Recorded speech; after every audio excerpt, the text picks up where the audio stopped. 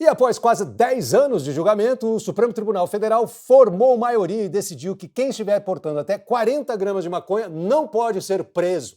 Com a decisão do Supremo, o porte para uso pessoal foi descriminalizado, mas fumar a droga em lugar público continua proibido e tem consequências administrativas. Vamos chamar então aquele que sabe tudo o que se passa em Brasília, o jornalista Guilherme Mazieiro. Alô, Guilherme Mazieiro.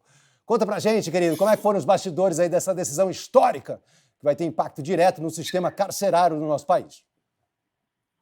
E aí, Cazé, boa tarde. Decisão super importante, repercussão na política, na justiça, no sistema prisional, tem para todo mundo essa decisão do Supremo. Cheio de curiosidades e um julgamento muito delicado. Para entrar no assunto, falar um pouco dos bastidores, da repercussão disso tudo, eu vou contar rapidinho o que o Supremo decidiu. É importante a gente deixar claro que, por maioria, os ministros decidiram pela descriminalização da maconha, ou seja, não é a legalização da maconha. Então, a descriminalização, na prática, é uma punição mais branda do que a prisão, do que a ficha criminal de um traficante, por exemplo, né? Então, tem ali um limite de 40 gramas para ajudar a fazer essa diferenciação, e não significa que se uma pessoa estiver fazendo tráfico com 30 gramas e a polícia pegar essa pessoa, tiver ali dinheiro, droga fracionada, balança, os indícios de que ali é um comércio, é tráfico, com 30 gramas a pessoa vai ser considerada traficante. Né? Então, isso é um parâmetro para ajudar na distinção. O entendimento do Supremo é de que a lei de drogas de 2006 ela não criminaliza o usuário. Né? Então, na falta de parâmetros para definir quem é usuário e quem é traficante, na prática, o que os ministros falaram muito no julgamento, levaram dados do sistema de justiça, reportagens, enfim, que a gente já vê na imprensa com uma frequência grande, é que o que acontece, sem essa diferenciação, uma quantidade de droga, vamos pegar, por exemplo, 40 gramas, na mão de um negro, na periferia, essa pessoa não tem escolaridade, ensino superior, num bairro mais pobre, se ela é pega com 40 gramas, ela é classificada pela polícia, pelo Ministério Público, pela Justiça, né, o sistema todo do judiciário, como traficante. E a mesma quantidade de drogas na mão de uma pessoa que é branca, de classe média alta, com curso universitário, num bairro bacana, é considerada usuário. Então, na prática, o que acontecia era um entendimento racista sobre a lei de drogas, né? Fazendo uma distinção racista entre usuário e traficante. Então, o Supremo mexeu nesse entendimento e fez essa diferenciação. Isso até que o Congresso, o Executivo, crie novos parâmetros para ajudar nessa diferenciação. E, além disso, o Supremo falou também que, decidiu, né, estou traduzindo aqui, decidiu que o CNJ, o Conselho Nacional de Justiça, tem que fazer um mutirão para rever os casos de usuários que estão sendo entendidos como traficantes. São mais ou menos 6 mil processos. Não significa que vai soltar 6 mil pessoas aí envolvidas nesses casos, mas fazer um entendimento de pessoas que foram pegas como usuárias, classificadas como traficantes. Então, resumindo, é isso. É uma situação super complexa, um debate intenso, com vários entendimentos, e você tinha me pedido para falar do julgamento, dos bastidores. Teve uma situação curiosa, que esse julgamento ele começou em 2015, então são quase 10 anos, foi retomado no passado para ser resolvido de fato, e entre indas e vindas, nessa semana ele foi concluído. Semana passada, quando o Dias Toffoli estava fazendo o voto dele, ele fez um voto longuíssimo ali, umas 2 horas, lendo o voto dele, explicando detalhadamente as teses dele e tal. Mas a hora que ele acabou o voto, quase ninguém entendeu que ele tinha votado. O próprio Alexandre de Moraes pediu esclarecimento ali na hora, ficou, enfim, um pouco confuso. Os jornalistas mesmo entenderam que poderia ser uma terceira interpretação do julgamento, enfim.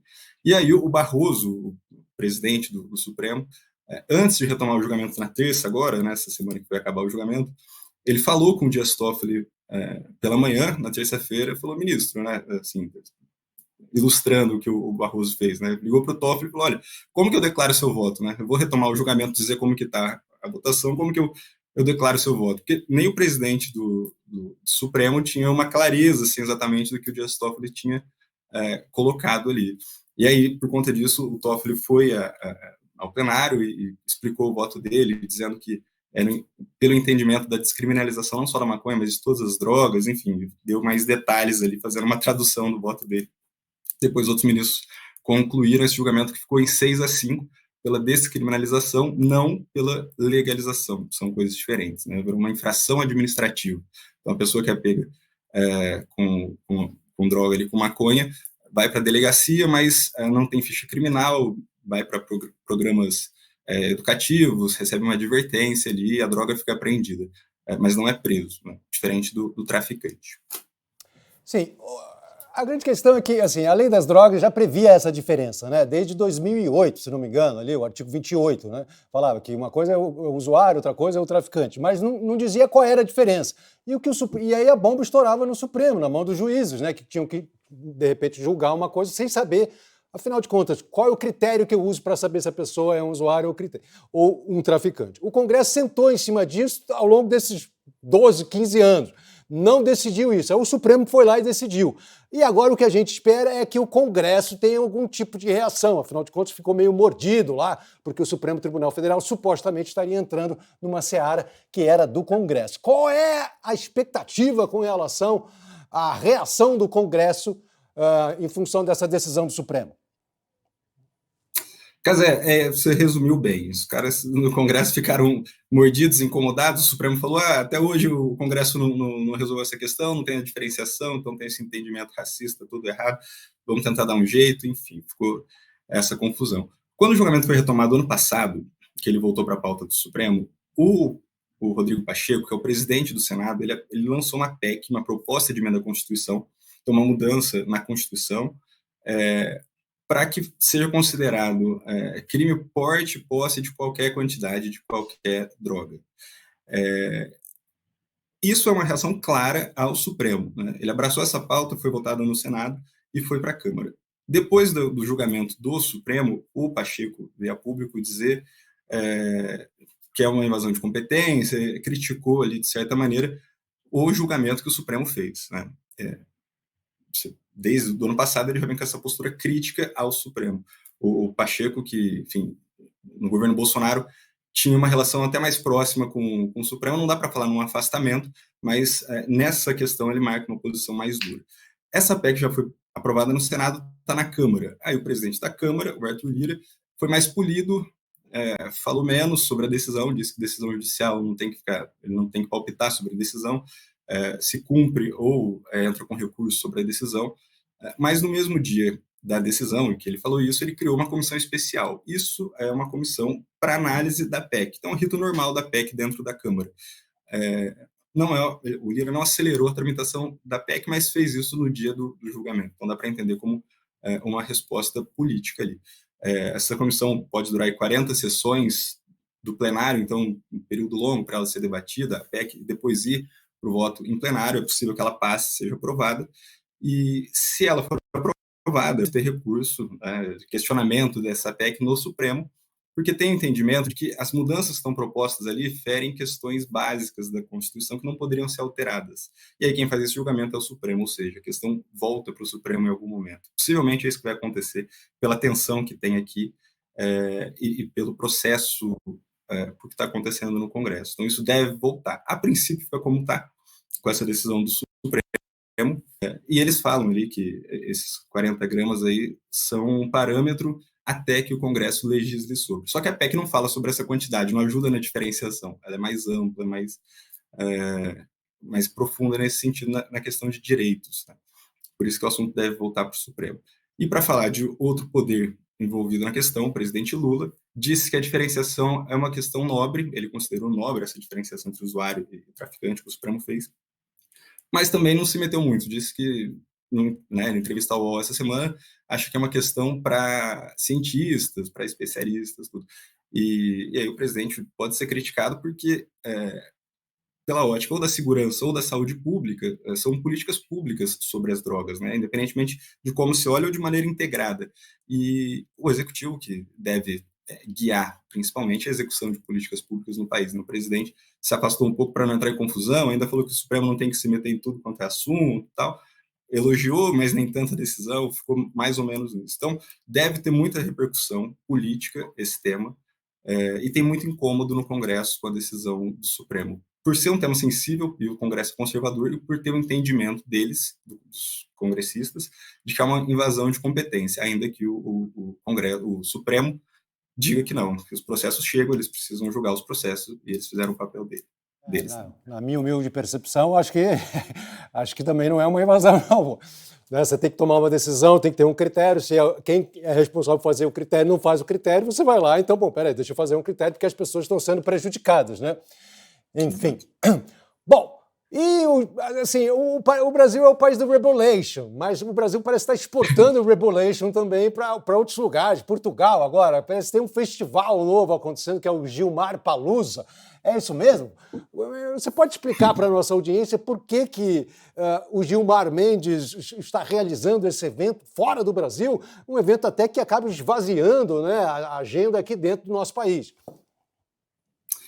Casé, o Gilmar Palooza, como o pessoal chama em Brasília, que é uma mistura, né, juntando o nome do Lula Palusa, um festival de música, com o nome do ministro Gilmar Mendes, porque o que está acontecendo é o Fórum Jurídico de Lisboa, que é realizado pelo IDP, que é o Instituto Brasileiro de Ensino, Desenvolvimento e Pesquisa, que tem como sócio o ministro Gilmar Mendes, por isso o nome é Gilmar Palooza, junto com a FGV e a Faculdade de Direito da Universidade de Lisboa.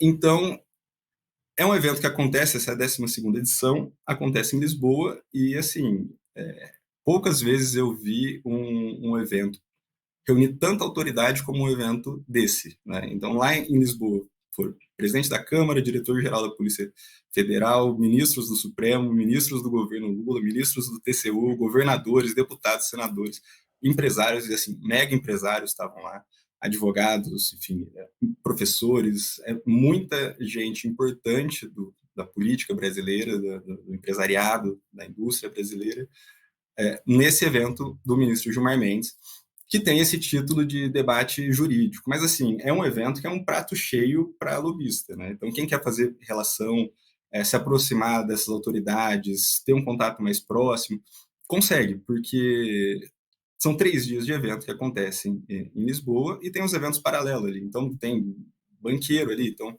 são reuniões que acontecem, enfim, são encontros que acontecem desse grupo político, do topo da pirâmide do judiciário, da política, do empresariado. Longe do Brasil, enfim, de difícil acesso, tem transmissão, os debates do evento tem transmissão, mas estão do outro lado do oceano. Né? E com isso, o Congresso, Câmara e Senado, os deputados e senadores estavam autorizados a participarem remotamente. Então, eu fiz até algumas imagens que a gente tem aí para mostrar da Câmara, o plenário completamente vazio na quarta-feira, por volta das 5h30 da tarde. As comissões também, é um horário que tem gente se atropelando, porque é muito deputado, senador passando, assessor, servidor, jornalista, visitante. Então, são dias que a casa está cheia e estava completamente esvaziada. O próprio Supremo Tribunal Federal tem a sessão ordinária, que é às quartas-feiras, e uma extraordinária, que é a quinta, né? Seria hoje. Foi adiantada para terça, que foi esse julgamento que a gente falou agora do caso da maconha. Então, mudou até a agenda política e judiciária do Brasil. Quem participa ali, o próprio Barroso, disse que não tem grandes impactos, que é pegação no pé, isso tudo. Mas fato é que, assim, poucas vezes se vê um evento reunindo tanta autoridade num lugar só. A gente vê isso em posse de presidente do Supremo, posse de presidente, algum evento especial na Câmara, alguma data muito comemorativa. Mas aí o evento do Gilmar ali, o Gilmar Palooza, tem esse poder de reunir tanta gente fora do país. Como você mesmo falou, tem São João ter também, essas pessoas aqui, reunir toda essa galera no Brasil. Imagina, pô, os caras conseguiram em Portugal, realmente maravilhoso. Muito obrigado, Maza, pela sua participação. Tem São João também, viu, Casé? Tem São João. Só fazendo uma verdade seja dita, tem São João, que foi segunda-feira. Então é um motivo que muitos deputados voltam para suas bases. Mas, assim, o que ajudou a esvaziar de verdade o Congresso foi o Gilmar Palooza. O Gilmar Palooza. Então o Gilmar Palooza e o Rockin' João. Aqui. Valeu, Maza. Muito obrigado, querido. Abraço.